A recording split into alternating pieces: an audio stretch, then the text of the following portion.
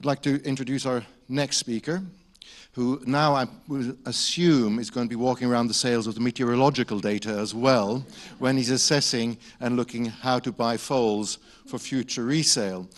Jamie Railton is known to, I think, all of us here.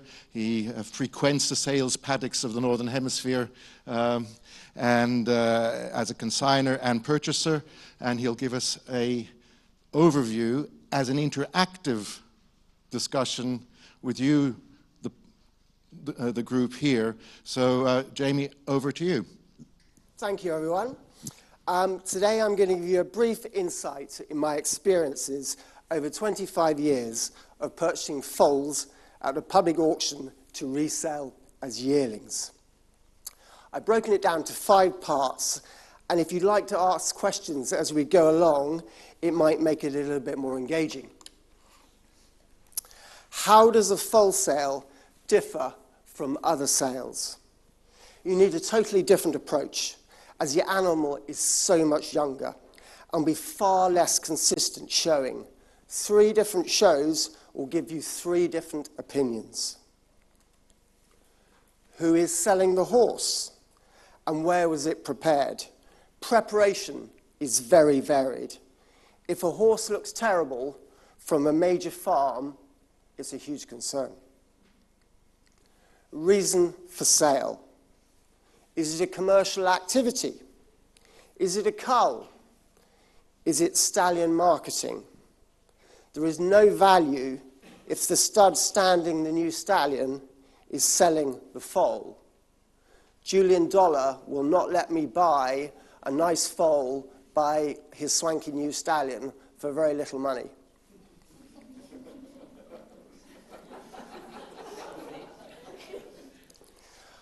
I will forgive a foal in the ring before a sale, but not a yearling.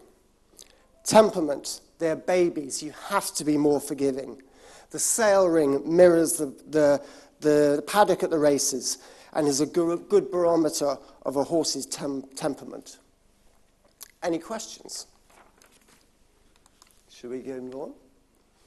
How do we dissect the catalogue? The objective is to look at horses which will be acceptable to the majority, not just a handful of people. Is the pedigree good enough? If you can't get it into a major sale, there's probably no point.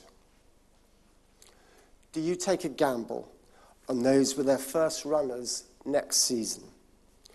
Everybody has their own opinion on this, but it is a huge risk. For every Havana Grey, there are plenty of absolute disasters. Do you need to take the risk? Foals out of old mares. Some people won't buy those. If she's had a recent winner, it should be acceptable. No winner the last 3 years, it's probably not. Late date of birth. Some buyers don't like that. Results on the track tell you it's irrelevant, but that's not the point. Your own feelings and emotions don't matter. It's what other people want is what you need to buy. Any questions? Everyone's been very shy. How do you... Budget on there. I thought budget might have been one of your main concerns in the first. As in price? Yes. Well, everyone has a different price, and we'll get onto that at a later stage. That'll impact the risk. Yeah. How do you work the sale with huge numbers? Personally, you need a team of probably 2 people, as each show varies so much, and it's not possible to see everything, and you probably shouldn't look at everything. You need to take a break and freshen up. You need to have a positive mindset. Without a positive mindset, you will buy nothing.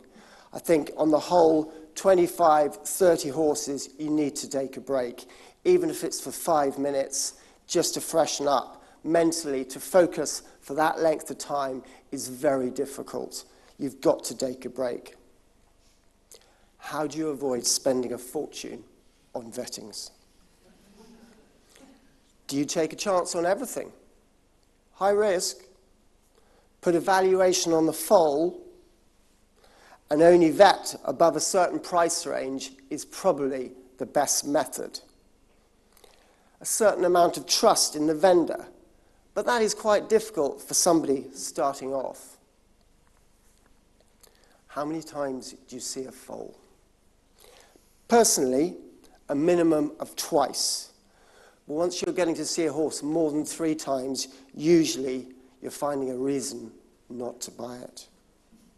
Again, you must have a positive mindset.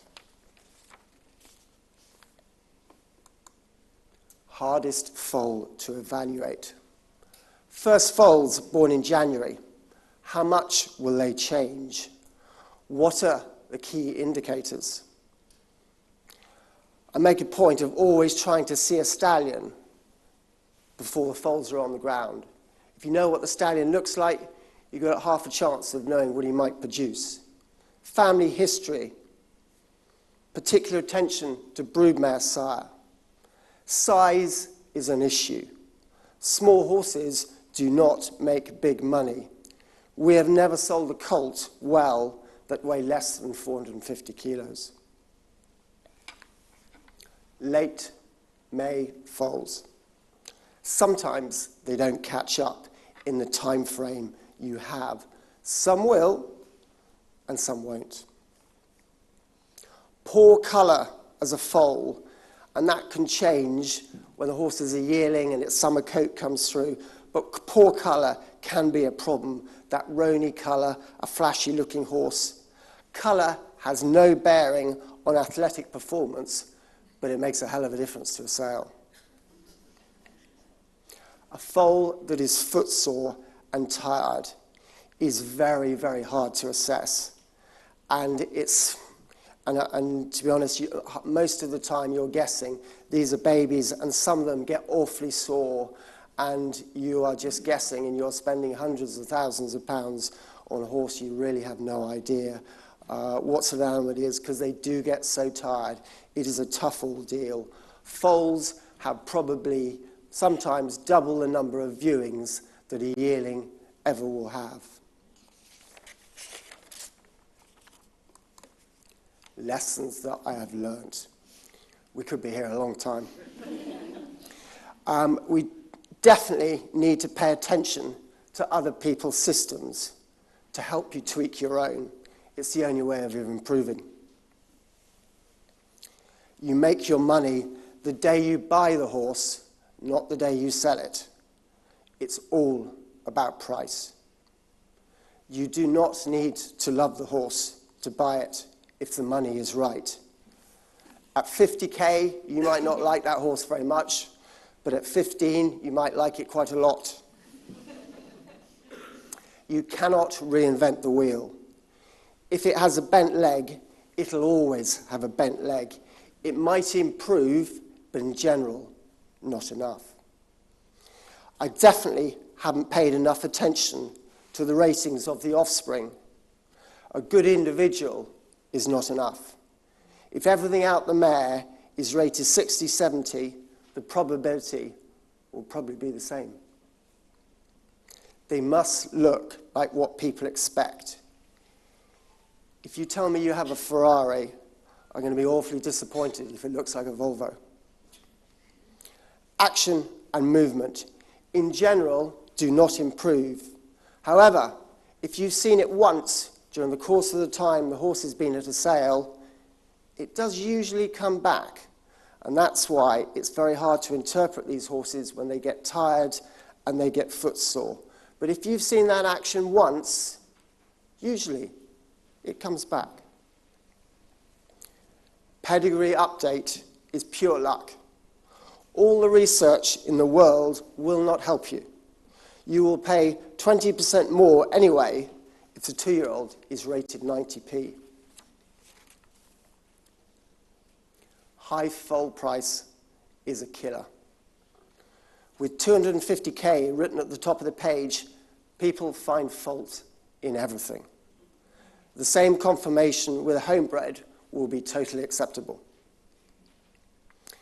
Avoid those with full siblings due to run. If they're useless, you're screwed.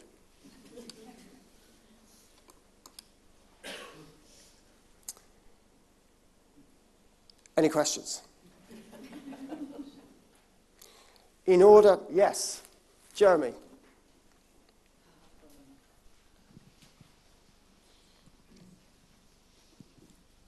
Thank you. I'm very disappointed that nothing you've mentioned is assessing the future athletic potential. It's all about how acceptable it'll be to the following year's market. Have you got anything to say about identifying a racehorse rather than a sales horse? You've hit on a very valid point, and it is a valid point. And we should be focusing on what will be the champion of the future, but at the same time, we're trying to run a business and sell a horse which the market will want. The market will want. Does that make sense? It's not what I agree with, but it's what the market wants. If they want certain sweets in the shop, we have to have certain sweets in the shop. Make sense? In order to be successful, you need to embrace failure. In the words of Stephen Bartlett, double down on failure in order to succeed. And that has never been more applicable than in pinhooking. The conclusion: you cannot generalize. There will always be exceptions to the rule, but over a period of time, it makes sense to minimize the risk in a risk business. Ladies and gentlemen, thank you.